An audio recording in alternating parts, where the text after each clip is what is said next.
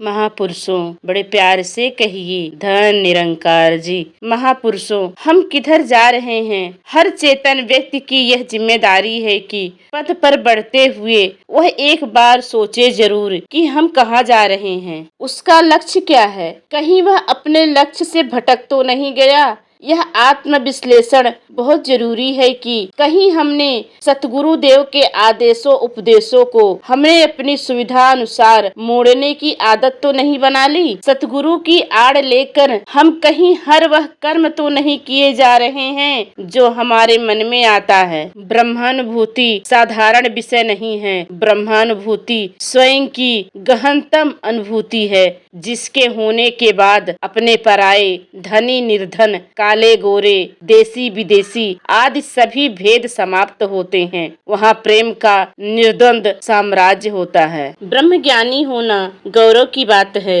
यह एक ऐसा दीप है जो उजाला करता है, जिसमें उजाला होता है जो लोगों को सही राह दिखाता है। लोग उसका अनुसरण करना गौरव की बात मानते हैं। अब इस परिभाषा की तुलना में हमें अपना जीवन रखना होगा कि क्या हम ऐसे दीप हैं जो प्रकाशित हैं। कहीं ऐसा तो नहीं कि सतगुरु देव द्वारा प्रकाशित किए जाने के बाद भी हम अपने गलत आचरण से बुझने लगे हों या बुझ गए हों और इसके बावजूद भी स्वयं में ब्रह्मज्ञानी, ब्रह्मवेत्ता, महापुरुष होने का वहम पाले हों। यह तो हमें सोचना ही होगा। हमें चाहिए कि हम आत्मनिरीक्षण करें कि मनुष्य का मूल्यांकन हम किस आधार पर करते हैं। किसी का सम्मान सत्कार करने के लिए हमारे मापदंड क्या हैं? कर्तव्य और अधिकार की हमारी परिभाषाएं क्या हैं? सतगुरु ने मार्ग बता दिया है कि इस रास्ते पर आगे बढ़ो। हम अगर कहें कि आप चलाएं तो यह तो अपनी जिम्मेदारी से बचने वाली बात होगी। ऐसा भला कब तक होगा?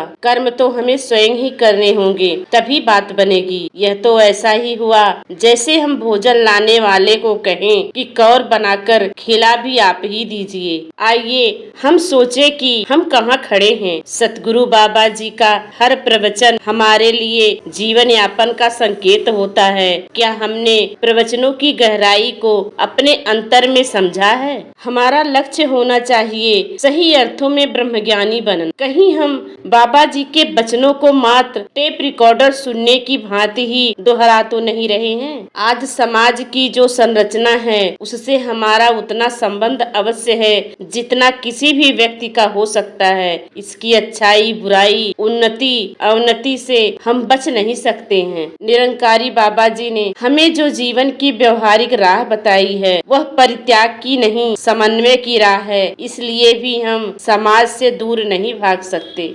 दर्पण में यदि मुंह टेढ़ा दिख रहा है तो निश्चय रूप से कहीं खोट है। यह तो दर्पण खराब है या हमारा मुंह तिरछा है। यदि दर्पण में खराबी है तो हमें उसे ठीक करना होगा। खराब दर्पण के सामने सीधे दिखने के लिए मुंह तिरछा करने से काम नहीं चलेगा, बल्कि दर्पण सही लाना होगा, तभी बात बनेगी। समाज में यदि नैतिक अवस्था व सार्वभौमिक मूल्यों का महत्व कम होता है तो इसके लिए स्वयं को छोटा बना लेने से बात नहीं बनेगी, बल्कि समाज में सकारात्मक शक्तियों को प्रभावशाली बनना होगा। यह तभी होगा जबकि हम स्वयं को दूसरों से अलग ना समझें। युग दृष्टा गुरुदेव हरदेव जी ने एक बार कहा था, सारे संसार को सुखी करना हमारा मिशन है, अर्थात संसार से हमारा संबंध अवश्य है। हमने मिशन को कहीं अपना दायरा तो नहीं बना लिया। हमें यह ध्यान रखना चाहिए कि मिशन मूर्त नहीं अमूर्त होता है। मिशन कोई दीवार नहीं होती, लक्ष्य होता है। सेवा, सिमरन, सत्संग, सत्कार, प्यार हमें सबसे करना है, सिर्फ निरंकारी कहने वाले सज्जनों से नहीं। यदि हमने अपना कार्य क्षेत्र सिर्फ कुछ लोगों तक ही सीमित कर लिया है तो निश्चित रूप से हम सतगुरु देव के प्रवचनों का संकेत समझ नहीं पाए हैं। संप्रदाय तभी बनता है जब एक दायरा अर्थात संकीर्णता किसी न किसी रूप में उत्पन्न हो जाती है। यदि वह संकीर्णता हम में आ रही है तो इससे जितनी जल्दी पल्ला छुड़ाया जाए बेहतर है। स्वामी विवेकानंद जी ने मनुष्य के साहस को जगाते हुए कहा था कि जिस मनुष्य में आत्मा रूप में प्रभु का अंश विद्यमान है वह तो नीच हो ही नहीं सकता। फिर भी हम स्वयं को नीच समझते हैं तो क्या हो। नीच से मेरा मतलब है अपने आप को असहाय अयोग्य बनाकर प्रस्तुत करना। परमात्मा ने मानव को इतनी अधिक शक्ति दी है कि वह दुनिया का नक्शा बदल सकता है।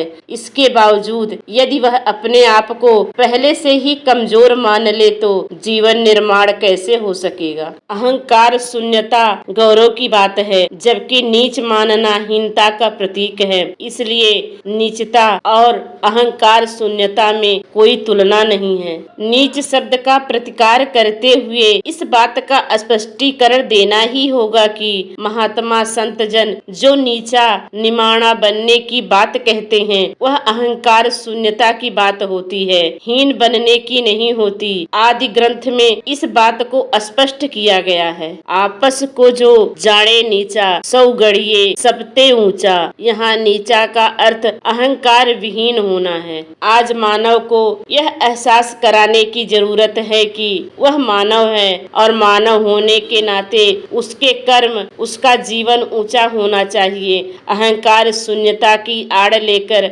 अपनी हीनता छिपाने की भावना उचित नहीं है। प्रश्न यही है कि हम ऐसा करके किसकी हानि कर रहे हैं। सिर्फ धरती का टुकड़ा संसार या राष्ट्र नहीं होता, धरती के टुकड़े पर बसने वाले लोगों में निहित होता है। एक एक मानव इस संसार का भाग है और निरंकारी बाबा जी के अनुयायियों पर तो विशेष जिम्मेदारी है मानव जीवन सार्थक करने की। स्वस्थ मानव समाज बनाने के लिए सतगुरु बाबा जी ने जो सिद्धांत प्रस्तुत किए हैं, हमारी जिम्मेदारी है कि हमारे जीवन में उनका प्रभाव स्पष्ट परिलक्षित हो। यदि ऐसा नहीं है तो हम स्वयं अपनी हानि कर रहे हैं, क्योंकि अकर्मण्य व निष्कृष्ट मानव में वृद्धि होती है तो पूरी पृथ्वी एक पवित्र व श्रेष्ठ परिवार कैसे बनेगी।